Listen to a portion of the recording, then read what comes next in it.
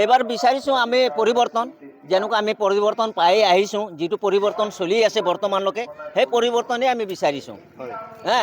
যিহেতুকে আজি আমাৰ ল'ৰা ছোৱালী পঢ়িবৰ কাৰণে আজি আমাৰ মডেল স্কুল এখন আমাৰ ওচৰতে, ঘৰৰ ওচৰতে পালোঁ, ৰাস্তা পদূলি পালোঁ।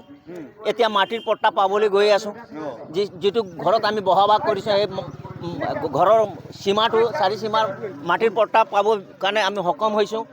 লগত অৰুণোদয় পাই আছোঁ। আমাৰ মা ভনীবিলাকে অৰুণোদয়ৰ পৰা মুক্ত হোৱা নাই, তেখেতক যথেষ্ট হিচাপে মাহে 1 তাৰিখ হ'লে চাউল পায়। গতিকে বিভিন্ন আঁচনিৰ পৰা মুক্ত পাইছে। গতিকে তাৰ কাৰণে আকৌ বিজেপি চৰকাৰক আমি ভোট দি জয়যুক্ত কৰিম বুলি আমি আশা লৈছোঁ। বিজেপি চৰকাৰ যিখিনি কাম কাজত সুখী, সেই কাম কাজখিনিত আমি সকলো ৰাইজে সুখী আছোঁ। আপোনালোকে সুখী আছেনে?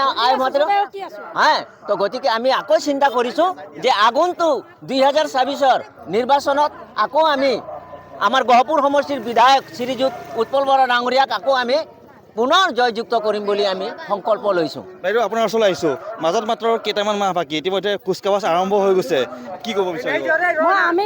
আমি বিজেপি চৰকাৰক ধন্যবাদ জ্ঞাপন কৰিছোঁ যে বিজেপি চৰকাৰ অহাৰ পৰা আমাৰ জনজাতিক, যি চাহ জনজাতিক কোনো চৰকাৰে তেনেকৈ দেখা নাছিলে। কংগ্ৰেছ চৰকাৰ 15 বছৰ আছিলে, ৰাজত্ব কৰি আছিলে, কিন্তু আমাৰ চাহ জনজাতিক তেনেকৈ দেখা নাছিলে। কিন্তু বিজেপি চৰকাৰ অহাৰ পৰা বিশেষ আমাৰ চাহ জনজাতিক বহুত গুৰুত্বপূৰ্ণ দিছে আৰু তেওঁ বহুত অৱদান আছে আমাৰ চাহ জনজাতিত, যে আমি চাহ জনজাতি আকৌ বিজেপি চৰকাৰকে বিচাৰোঁ আৰু বিজেপি চৰকাৰকে আমি জয়যুক্ত কৰি আগবঢ়াই ল'ম বুলি আমি সকলোকে সম্পৰ্কবদ্ধ লৈছোঁ যে আমি চবেই বিজেপি চৰকাৰকে ভোট দিম আৰু জিতাম। বিজেপি চৰকাৰৰ কাম কাজক লৈ সুখী? আমি বহুত সুখী। ৰাস্তা বদলি হৈছে, আমাৰ যথেষ্ট পৰিৱৰ্তন হৈছে। পৰিৱৰ্তন কৰিলে কি হ'ব? পৰিৱৰ্তন এইটোৱে যে ৰাস্তা পদূলি ইমান ভাল হৈছে, চবেই দেখি আছে, ইমান ডাঙৰ মডেল স্কুল হৈছে, ৰাস্তা পদূলি লৈ পেলাই বহুত কাম হৈছে, ঘৰে ঘৰে জলৰ ব্যৱস্থা কৰিছে আৰু বহুত কাম হৈছে। মানে এটা বৰ্ণনা কৰিব নোৱাৰোঁ যে কিমান কাম, বহুত কাম হৈছে। মানে কংগ্ৰেছৰ যি 15 বছৰ আৰু বিজেপিৰ যিটো এতিয়া চলি আছে চৰকাৰ, পাৰ্থক্য আছে? বহুত পাৰ্থক্য আছে।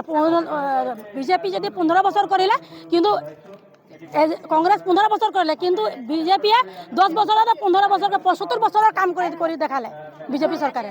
একাংশ মহিলাৰে ভাষ্য বাইদেউ আপোনালোকৰ মাজলৈ আহিছোঁ, অৰুণোদয় পাইছে নাই?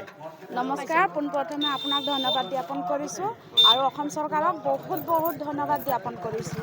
কাৰণ আমাৰ যিকোনো কামবিলাক কৰিছে, ভালেই কৰিছে, কিন্তু আমাক 5,000 টকা দিয়াত 551 টকা দিয়া হ'লেতে অতি ভাল হ'লে হয়।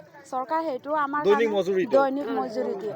আমি 250 টকা চলিব পৰা মানে ক্ষমতা হোৱা নাই। গতিকে আমাক যদি 551 টকা মজুৰিটো বঢ়াই দিয়ে, আমি চৰকাৰক আকৌ এবাৰ মানে ভাল পাম আৰু চবেই আমি জয়যুক্ত কৰিম। আকৌ এবাৰ চৰকাৰক আমি বনাম বুলি আশা কৰিছোঁ। দৈনিক মজুৰি বৃদ্ধিৰ আহ্বান জনাইছে বাইদেউ, আপোনালোকৰ মাজলৈ আহিছোঁ। বাইদেউ ঘৰ ইয়াতে আপোনালোকৰ? ঘৰ ইয়াতে। এতিয়া যিটো নিৰ্বাচন পালেহি, এইবাৰ কি বিচাৰে? কাৰ চৰকাৰ বিচাৰে? চৰকাৰ দি আছে, আমাক চবটো দিয়ে আছে ন, দি আছে। অৰুণোদয় পাইছোঁ, ঘৰ পাইছোঁ, হয়, ৰাস্তা পদূলি চব পাইছোঁ। চব পাইছে। বিজেপি চৰকাৰ বিচাৰিছোঁ।